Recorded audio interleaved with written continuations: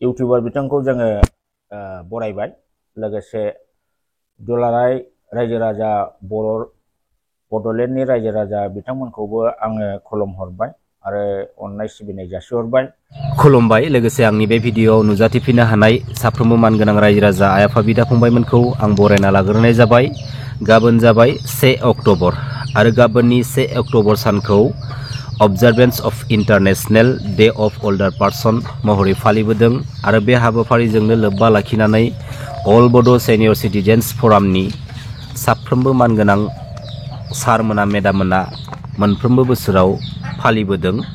लोगोसे बे बोसोरनि फालिनाय हाबाफारिखौ बाक्सा डिस्ट्रिक्ट सिमला दावधारायाव लानाय जादों आरो बे हाबाफारिजोंनो लोब्बा लाखिनानै अल बड' सेनियर सिटिजेन्स फरामनि जेनेरेल सेक्रेटारि मानगोनां अमर सिंह ब्रह्म सारा मा फोरमायदों नोंथांमोना बे भिडिअखौ आबुङै नायनानै मिथिनानै लादो। गोजोन्थों, खुलुमबाय। जै बर' हारिनि जै बर' बिमानि। लोगोसे जोंनि दुलाराय बर' बैसोगोरा नोगोरारि आफादनि साफ्रोमबो सोद्रोमा बिथांमोनखौबो आङो खुलुमनाय जासिहरबाय।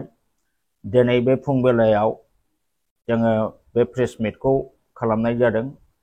दा आं श्री अमर सिंह ब्रह्म, जेनेरेल सेक्रेटारि अल बड' सिनियर सिटिजेन्स फराम आरो जोंनिनो दतमा ओनसोलनि रिटायार्ड हेड टिचार जयमती बसुमतारी बायद' आरो जोंहा अरुणाचल प्रदेश पुलिसनि रिटायार्ड साब इन्सपेक्टर कुम्ब ब्रह्म बिथांमोनहा जोंनि सिनियर सिटिजेन्स फरामनि कर्मी। दा जोंनि आफादाव बिथांमोनहा खामानि मावफायो।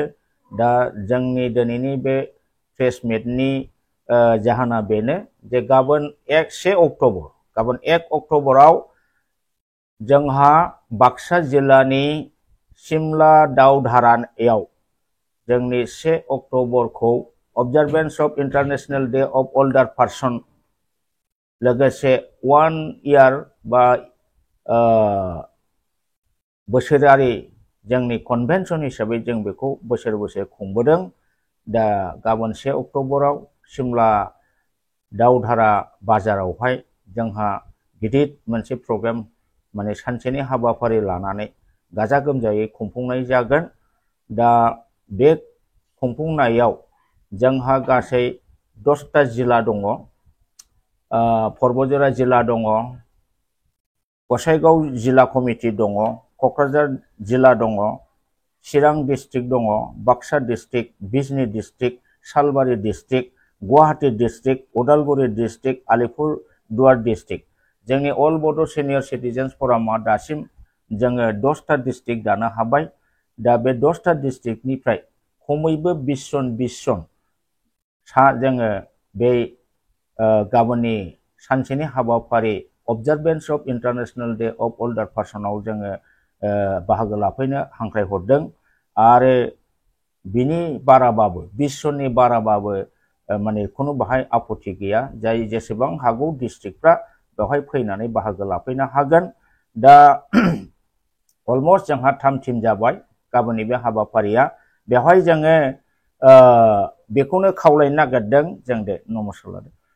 जोंनि 60 बोसोरनिफ्राय बारा 60 इयार्स एन्ड एबाभ जेसेबां बोराय बुरै दङ जोंनि जेसेबां गासिबो जिल्लानि बे बैसोगोरा नोगोरारि बिथांमोनहा गाबोननि सानाव जाहाथे सिमला कक्लाबारि ओनसोलनि दावधारानि बे सानसेनि हाबाफारिनि प्रग्रामाव जाहाथे बाहागो लाफैयो जों बेखौ जोङो सेन्ट्रेल कमिटिनि जानानै नोंथांमोनखौ गुरैयै खावलायहरनाय जाबाय। गोजोन्थों। दा आङो फंनैसो बुंबावनो सानदों। जोंनि बे अल बड' सिनियर सिटिजेन्सनि जोनोमखौ आं नोंथांमोननो बुंगोन। थांनाय 2022नि 30 सेप्तेम्बराव जोङो बे आफादखौ बिजनीनि रैमाली एकाडेमि कलेजाव बिनिनो बिगोमा कलेजनि बिगोमा बिथां राजेन बसुमतारी जाय बिथाङा राइटार्स एकाडेमिनिबो प्रेसिडेन्ट बिथांनि बानजायनायाव बिथांनि रैमाली एकाडेमि कलेजावनो जोङो जोंनि बे अल बड' सिनियर सिटिजेन्स फरामखौ 2022नि 30 सेप्तेम्बराव जोङो बेखौ गायसननानै लानो हादों। आरो जेनेरेल सेक्रेटारि हिसाबै आं श्री अमर सिंह ब्रह्म आरो आफादगिरि हिसाबै डक्टर मंगल सिंह हाज'वारिखौ लानानै आरो डक्टर दिननाथ बसुमतारीखौ वर्किं प्रेसिडेन्ट हिसाबै दानानै जोङो 3 बोसोरनि थाखाय बे आफादखौ दानानै लानाय जादों।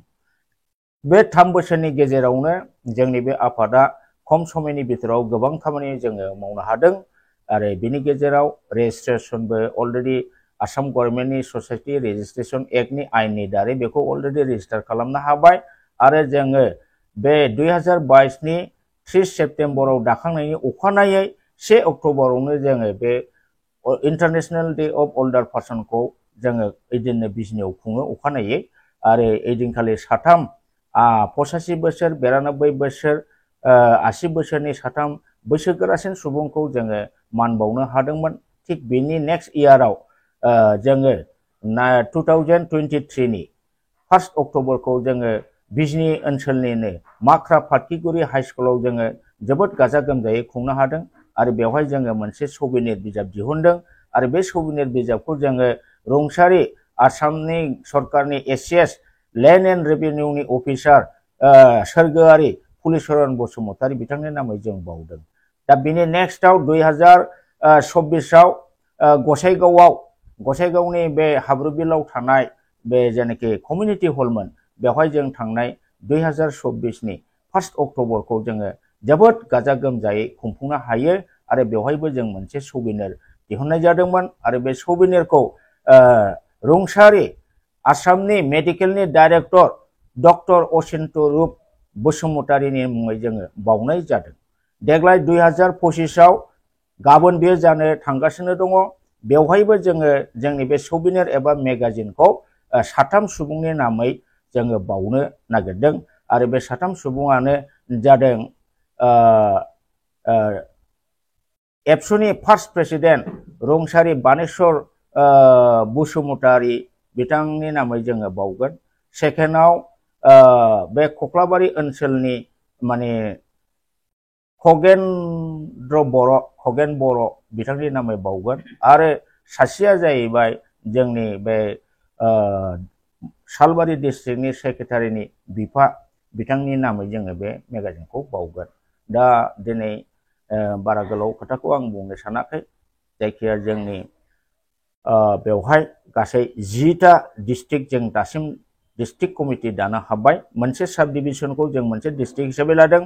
Kokrajhar district, Gossaigaon district, Kokrajhar district, Chirang district, Baksa district, Bijni district, Salbari district, Guwahati district, Udalguri district आरो आलिपुरदुवार डिस्ट्रिक्ट कमिटि बिथांमोननिफ्राय आङो गासिबो बैसोगोरा सुबुंफोरखौ बर' बैसोगोरा सुबुंफोरखौ बाहाय बाहागो लाफैनो थाखाय आङो खावलायनाय जाबाय। गोजोन्थों।